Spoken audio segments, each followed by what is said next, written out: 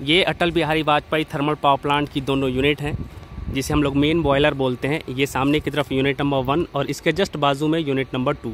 और ये जो आप सामने देख रहे हो ये है 500 मेगावाट की चिमनी। गाइज, ये जो आप सामने ट्रांसफर साइलो देख रहे हो, इस ट्रांसफर साइलो के जस्ट बाजू में आप देखो वो पूरा का पूरा CHP का डिपार्टमेंट है, जिसे हम लोग कोल हैंडलिंग प्लांट के नाम से जानते हैं। और इसी कोल हैंडलिंग प्लांट से कनेक्ट है ये बॉयलर। ये जो आप सामने बॉयलर की मेन यूनिट देख रहे हो, यहाँ कोयला पहुंचता है इस कन्वेयर लाइन के थ्रू। ये जो आप लाइन देख रहे हो ये कन्वेयर की लाइन है।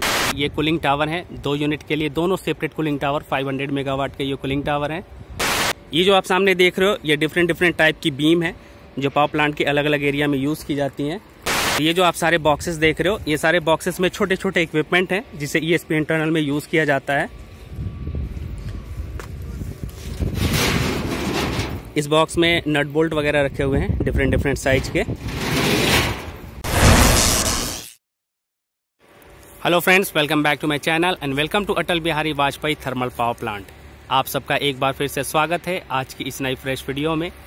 जैसा कि आप सब जानते हो, इस वक्त मैं CSPGCL के प्लांट में हूं, जिसे Atal Bihari Vajpayee thermal power plant के नाम से जाना जाता है। और यहां पर टोटल 2 यूनिट है 500 मेगावाट की। ये सामने की तरफ आप कूलिंग टावर देख रहे हो, दोनों यूनिट के लिए सेपरेट कूलिंग टावर बने हुए हैं। गाइज, इस वक्त मैं पावर प्लांट के सेंट्रल स्टोर में आया हूं कुछ मटेरियल इशू कराने के लिए। वीडियो में आप आसानी से देख सकते हो, आपको डिफरेंट टाइप के मटेरियल दिखाई दे रहे होंगे। किस तरह का मटेरियल होता है पावर प्लांट के सेंट्रल स्टोर में, आज की इस वीडियो में मैं आपसे यही सारी इन्फॉर्मेशन शेयर करने वाला हूं। सो आप वीडियो में बने रहना, वीडियो को एंड तक देखना। वीडियो अच्छी लगे तो लाइक और शेयर कर देना। चैनल पर नए हो तो चैनल को सब्सक्राइब कर लेना, ताकि इस तरह की और भी इंटरेस्टिंग वीडियो आपको आसानी से मिल सके। तो चलिए बिना किसी देरी के आज की ये वीडियो शुरू करते हैं। गाइज, इस वक्त जो आप वीडियो में सामने की तरफ देख रहे हो ये Atal Bihari Vajpayee thermal power plant की दोनों यूनिट हैं, जिसे हम लोग मेन बॉयलर बोलते हैं। ये सामने की तरफ यूनिट नंबर 1 और इसके जस्ट बाजू में यूनिट नंबर 2। और ये जो आप सामने देख रहे हो ये है 500 मेगावाट की चिमनी। और यही चिमनी से कनेक्ट है दोनों यूनिट, या ये कहें कि दोनों यूनिट से जो निकलते हैं डक्ट, वो दोनों कनेक्ट हैं इस 500 मेगावाट की चिमनी से। ये सामने की तरफ आप ESP देख रहे हो, इलेक्ट्रोस्टैटिक प्रेसिपिटेटर 500 मेगावाट की। और इसी इलेक्ट्रोस्टैटिक प्रेसिपिटेटर में हमारा काम अंडर प्रोग्रेस में है। कहने का मतलब ये है कि हम जिस प्रोजेक्ट के लिए आए हैं, restoration work of damage ESP, वही हमारा काम इस वक्त ये सामने वाली ESP में यूनिट नंबर 1 की और इसके जस्ट बाजू में यूनिट नंबर 2 की, दोनों ESP में इस वक्त हमारा काम अंडर प्रोग्रेस में है। और मैं यहाँ पर आया हूँ कुछ मटेरियल इशू कराने के लिए। ESP से रिलेटेड जो मटेरियल होते हैं वो सारे मटेरियल यही सारे सेंट्रल स्टोर से रिसीव किए जाते हैं या इशू किए जाते हैं। एंड अब बात करते हैं पावर प्लांट के सेंट्रल स्टोर के बारे में। ये पूरा का पूरा सेंट्रल स्टोर का एरिया है, जहाँ से मटेरियल को शिफ्ट किया जाता है साइट तक। मैंने आपको अपनी स्टार्टिंग की वीडियो में दिखाया होगा किस तरह से मटेरियल को शिफ्ट किया जा रहा था स्टोर से साइट तक हाइड्रा के थ्रू।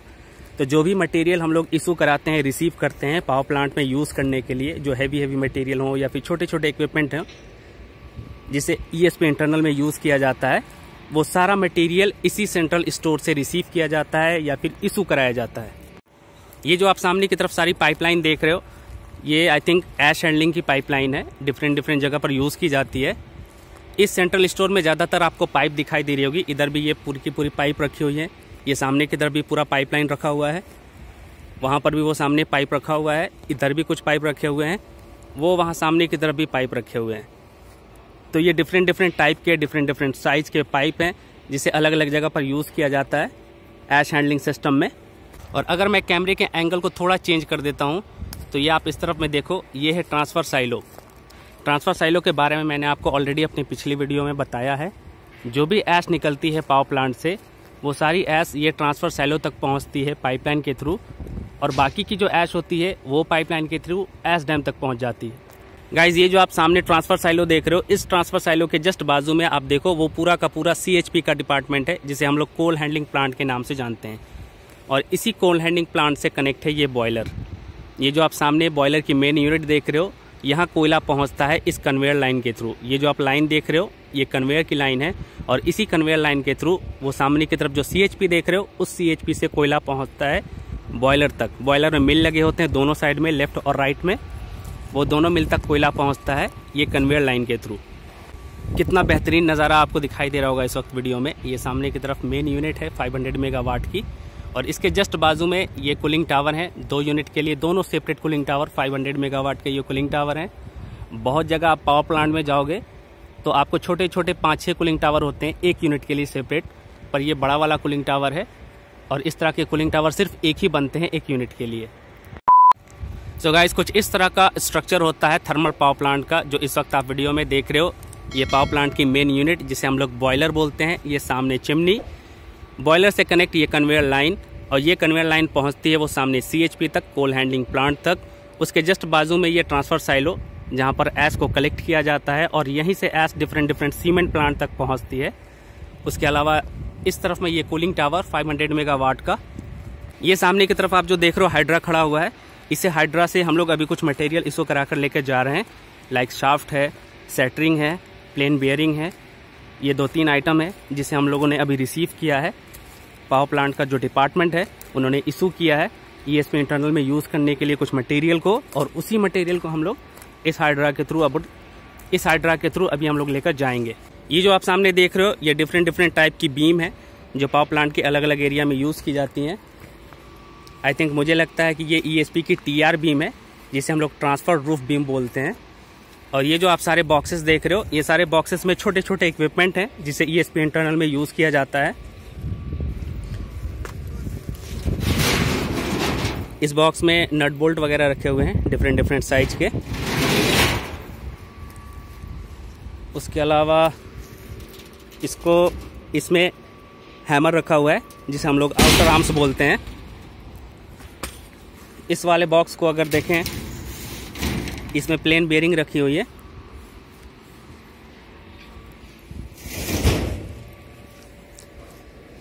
अगर इस वाले बॉक्स को ओपन करके देखें तो इसमें पिनव्हील रखा हुआ है बिग साइज वाला। एक दूसरा पिनव्हील होता है स्मॉल साइज का, और ये दोनों पिनव्हील को ERM सिस्टम में यूज़ किया जाता है। कहने का मतलब ये है कि ये जो बॉक्सेस आप देख रहे हो ना, ये बॉक्सेस में जितने भी मटेरियल रखे हुए हैं लगभग वो सारे मटेरियल ESP के ड्राइव सिस्टम में यूज़ किए जाते हैं। ये पिनव्हील, ये सारे नट बोल्ट, इसमें आउटर आर्म्स रखा हुआ है, उसके बाजू में प्लेन बेयरिंग रखी हुई है। ये सारी चीज़ों को ESP इंटरनल में यूज़ किया जाता है, असेंबल किया जाता है। अगर बात करें इस वाले बॉक्स की तो इसमें भी प्लेन बेयरिंग रखा हुआ है, देख सकते हो आप। जैसा कि मैंने आपको अपनी स्टार्टिंग की वीडियो में बताया है कि हमें यहाँ पर टोटल 22 फील्ड का इरेक्शन करना है, और अब तो उससे आप अंदाज़ा लगा सकते हो कि कितना सारा मटेरियल यूज़ किया जाएगा इरेक्शन करने के लिए ESP इंटरनल में। यहाँ से लेके जितना भी आप बॉक्स देख रहे हो वो पूरा सामने तक, उसके अलावा उधर में भी जो बॉक्सेस रखे हुए हैं सब में ESP इंटरनल से रिलेटेड सारा मटेरियल है। ये सामने की तरफ शाफ्ट रखा हुआ है, कुछ इस तरह का शाफ्ट है जिसे हम लोग यूज़ करते हैं ESP इंटरनल में ड्राइव सिस्टम में, ERM और CRM में। आपको ये सारे शाफ्ट देखने में सेम लगेंगे, पर इसे समझना पड़ता है, पहचानना पड़ता है कि कौन सा इसमें CRM का शाफ्ट है और कौन सा ERM का शाफ्ट है। ये सामने की तरफ ये लैडर रखी हुई है जिसे ESP इंटरनल में यूज़ किया जाता है। इस लैडर को वर्टिकल बॉक्स के साथ वेल्ड किया जाता है, कनेक्ट किया जाता है।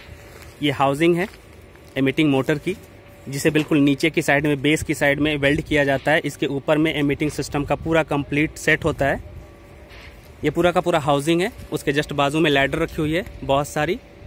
अब ये सारी लैडर को देख के आप अंदाज़ा लगा सकते हो कितना सारा मटेरियल हमें यूज़ करना है ESP इंटरनल में इरेक्शन के टाइम पर। इस बॉक्सेस की बात करें, ये सारे बॉक्सेस में आई थिंक नट बोल्ट रखा हुआ है, बैग, यस, इसमें U गाइड रखा हुआ है गाइज। U गाइड को पैक करके बैग में भेजा गया है, सेंड किया गया है। इस वाले बॉक्स को ओपन करके देखें तो इस पेटी में भी आई थिंक नट बोल्ट वगैरह रखे हुए हैं। इस वाले को अगर देखा जाए तो इसमें कुछ प्लेट रखी हुई है।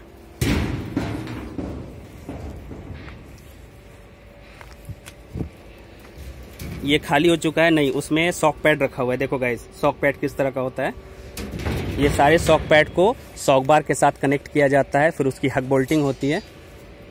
इस वाले बॉक्स को ये इसमें वाशर रखा हुआ है। अगर मैं थोड़ा अच्छे से ओपन करके आपको दिखाऊं, ये देखो कितना सारा वाशर रखा हुआ है। ये वाशर जब हक बोल्टिंग होती है सॉक बार के साथ कलेक्टिंग इलेक्ट्रोड की, तब ये सारे वाशर को यूज किया जाता है ESP इंटरनल में। इस वाले बॉक्स में अगर मैं दिखाऊं, इसमें भी नट बोल्ट या फिर हक बोल्ट रखे हुए हैं। बैग में पैक है इसलिए समझ में नहीं आ रहा है। इधर में शाफ्ट रखा हुआ है। इस वाले को देखें, इसमें आउटर आर्म्स रखा हुआ है जिसे हम लोग हैमर बोलते हैं। इस वाले बॉक्स को ओपन करके दिखाऊं, ये सारे बैग में पता नहीं क्या क्या आइटम रखा हुआ है, खोल के चेक करना पड़ेगा।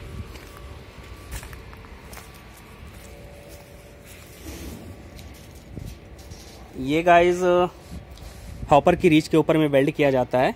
ये जो आप आइटम देख रहे हो, इसे हॉपर की रीच के ऊपर में वेल्ड किया जाता है और इसी के ऊपर में शॉक बार गाइड रेस्ट किया जाता है, मतलब कि लगाया जाता है। शॉक बार गाइड जब असेंबल किया जाता है ESP इंटरनल में, जिसमें एक एक सेपरेट शॉक बार लगे होते हैं, तो वही शॉक बार गाइड को इसी के ऊपर में रख के वेल्ड किया जाता है। वो जो आपने अभी आइटम देखा